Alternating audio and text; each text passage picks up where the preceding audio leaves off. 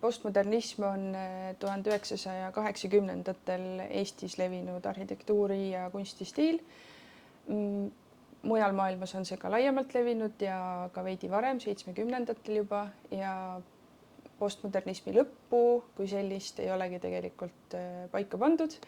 Et võiks öelda, et Eestis siis 90-ndate teises pooles see esteetika muutub ja postmodernism saab otsa.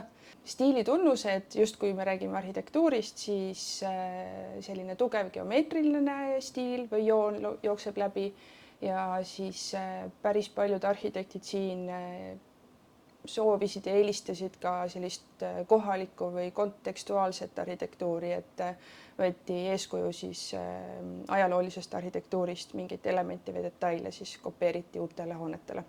Ja postmodernism arhitektuuris kõige lihtsamalt öeldes ongi reaktsioon modernismile. Modernism ka väga selgelt selline sotsiaalne projekt pärast teist maailmasõda, kui olid suured purustused, eks ju, siis oli vaja kiirelt ehitada üles siis elamurajoone, nii et üle maailma hakkas siis see masseehitus domineerima.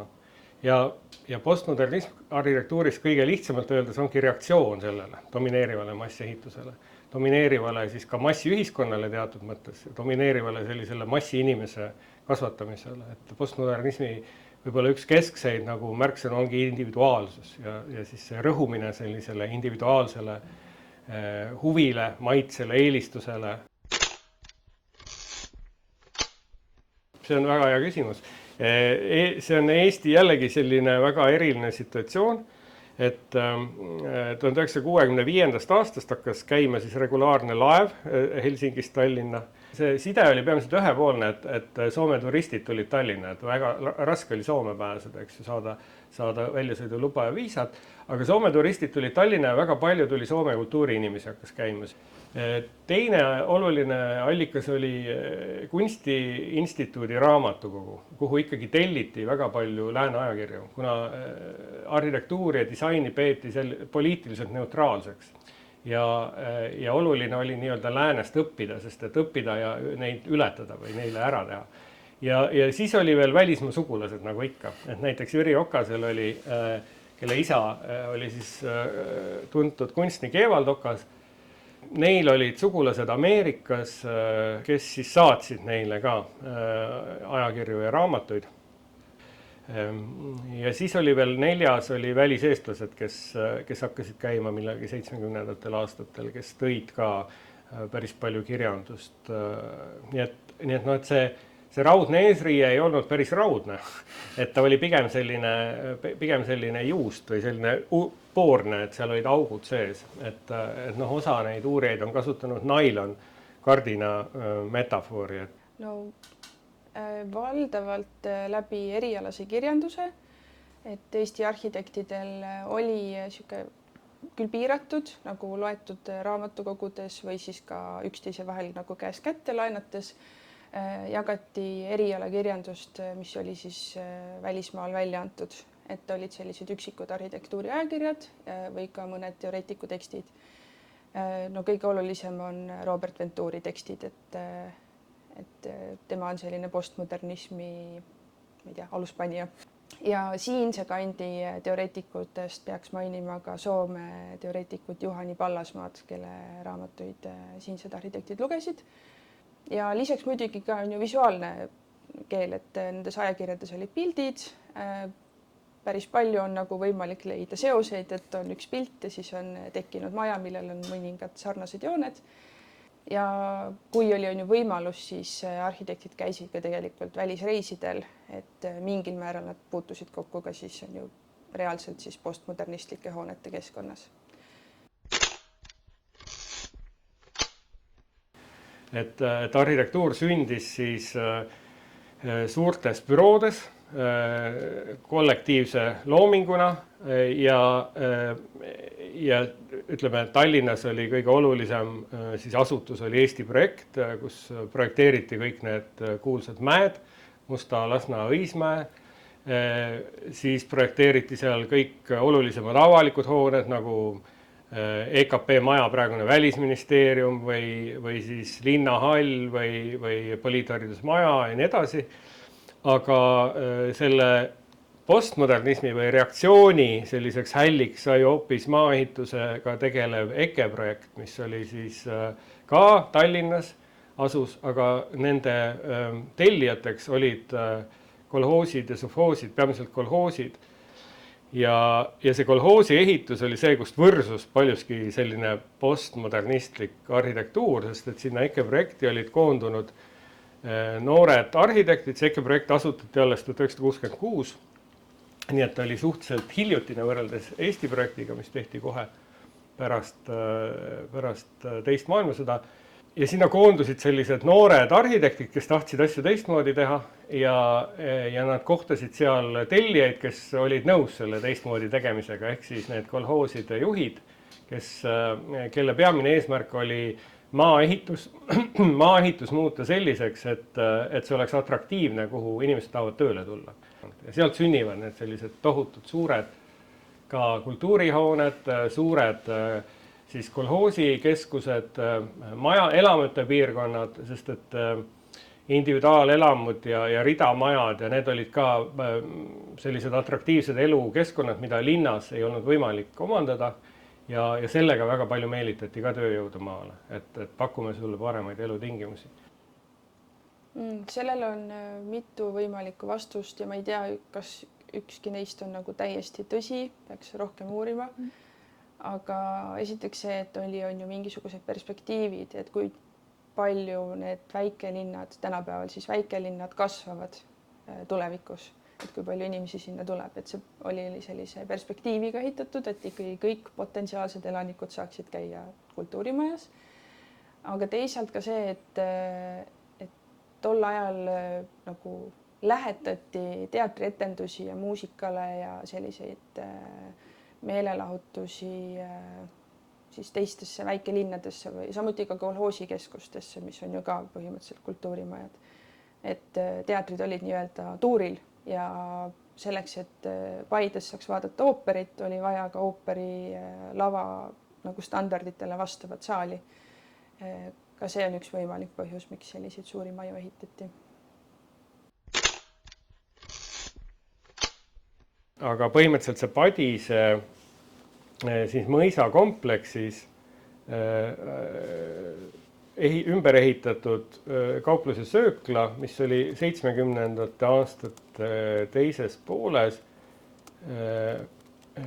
mis esindab ka sellist postmodernset lähenemist nagu ajaloolisele pärandile. Igatahes Padise kauplus- ja söökla, mis oli 70. aastatel siis restaureeritud sellise või ehitatud sinna sellesse ajaloolisse kompleksi dialoogis selle ajaloolise keskkonnaga. Ja seal olid ka seal siseruumis need talad, sellised katusetalad jäetud nähtavale. Tegelikult nad olid nagu kriitilised selles suhtes, et okei, et kui me teeme nüüd mingi avaliku hoone, sellise suurema hoone, et siis sinna nüüd tellime mingit sellise erilise materjali kuskilt läänest ja see justkui päästab selle arhitektuuri siis ära, et ükskõik mis see arhitektuur ka ei ole. Ja kui mõelda restaureerimise peale, siis tegelikult 80-ndatel oli eraldi teema ka, et ma ei tea, põlenud mõisa aidahoonest ehitati kultuurimaja, et siis vanu müüre või vana olemasolevat kasutati küll, aga ma ei ütleks, et see oleks postmodernism, et see on lihtsalt siis tolle aja selline lähenemine olnud. Et seda postmodernismi nagu disaini sellistel hoonetel väga ei leia. Et nad pigem sulanduvad nagu sellesse vanasse olukorda või võtavad väga-väga palju üle vanast kujundusest. Need pigem nagu interjööri tehti nendele hoontele uued moodi. Pigem, kui üldse jõuti interjööri teha, sest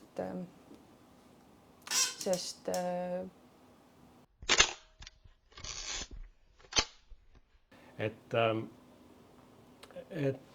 see, et ta tõesti kujuneb selliseks nagu nõukogude motiiviks, et see võib-olla on natukene ikkagi seotud hiljem nende hoonete funktsiooniga või mida seal tehti, ka linnahall, eks ju, tegelikult seal ei olnud ju mingid sellised laulva revolutsiooni üritused tulid sinna hiljem, et seal ikkagi esimesed 10 aastat peeti selliseid nõukogude aastapäeva tähistamisi ja kõnekoosolekuid, kus Lenini pilt oli laval. No tegelikult paekivi postmodernismi kui sellist asja pole veel sõnastatud, aga ja kui mõelda, siis tegelikult varem ka kasutati paekiviplaate majade viimistluses, lihtsalt tänapäevaks on neid nii vähe alles jäänud aga päris sageli on need ikkagi olnud avalikud hooned või eriprojektiga hooned, millel on paekivi fassaad, sest see paekivi on ju lõikamine ja tootmine ja see oli ikkagi eritöö, et see ei olnud lihtsalt iga maja ei saanud endale paekivi fassaadi. Aga jah, tõesti postmodernismi ajal on seda paekivi rohkem. No see seostub ju sellise kohaliku kontekstile viitamisega tugevalt, kui näiteks see Rahvusraamatukogu kohta on ju öeldud, et ta püüdiski olla nagu kindlus või nagu linnus. Siis linnuseks kõige parem materjal ongi ju paekivi siinkandis. Ja selles mõttes, et see paekivi on, see seoseks ju sel juhul ei ole otseselt rahvuslik, et tal ei ole sellist ornamenti või tal ei ole sellist rahvuslikku grammatikat seal taga, nagu me võiksime mõelda mingite, ma ei tea, Muhu männa või mingi sellise lille ornamendi või ükskõik mille puhul, vaid et ta on tõepoolest regionaalne selles mõttes, et ta on lihtsalt kohalik ehitusmaterjal, mis on nagu seotud pigem sellise kohaliku maapinnaga. Et ma arvan, et mis selle Paide puhul võib-olla ja selle uue põlvkonna arhitektuuri puhul on see, et nad kasutasid päris palju sellist kas arhitektide endi sisekujundust või siis ka kasutasid palju nagu kunstnikke, kes olid nende samas ringkonnas ja siis nendega koostöös tehtud selliseid unikaalseid lahendusi, et näiteks seesama Pärnu kekk, mida ma mainisin, et seal siis sisekujundajad olid Taivo ja Helle Kans ja seal oli päris palju sellist koha peale tehtud spetsiaalset sellist supergraafikat või makrograafikat, kus olid nagu siis omamoodi nagu infoviidad või infosüsteemid selles majas liikumiseks, aga tegelikult nad ületasid selle tavapärase infoviida nagu, et nad olid ikkagi rohkem ka nagu selline dekoor või sisekujunduselement ja seal Paides on vist, eks ju, kus on Kaarel Kurismaa need vitraažid et ka jällegi, et ta ei ole lihtsalt nagu tavaline vitraaž, vaid et Kaarel Kurismaa tollel ajal ikkagi oli üks olulisemaid nagu selliseid kunstnikke. Ja tõde on muidugi ka see, et need on tihtipeale selline väga kaduv valdkond, et see Paide on vist säilinud suhteliselt nagu hästi. Aga ütleme Tallinna paljud interjöörid tollest ajast on kõik enamasti ikkagi hävinud, et on väga vähe, mis on jäänud.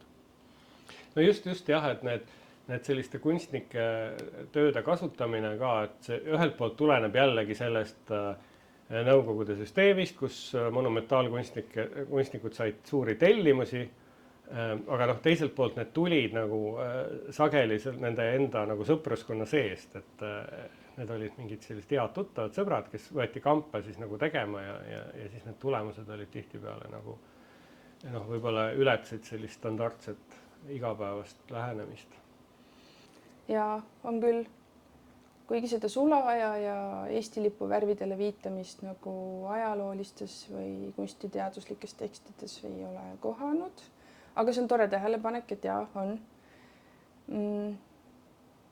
Aga see disain püüab ka olla võimalikult nagu lihtne või neutraalne või selline lihtsustatud, et kui näiteks mõelda enam-vähem samal ajal ehitatud Sakala keskuse peale, siis seal on nagu interjöör palju sellisem laetum. Mitte just see, et oleksid tohutult palju mingid punatähti või vappe kuskil, on ju, seda ei ole kummaski, aga seda nagu tunnetuslikult tajud, et Paide on olnud väga nagu kerge ja lakooniline ja selline ilma selliste sõnumiteta interjöör.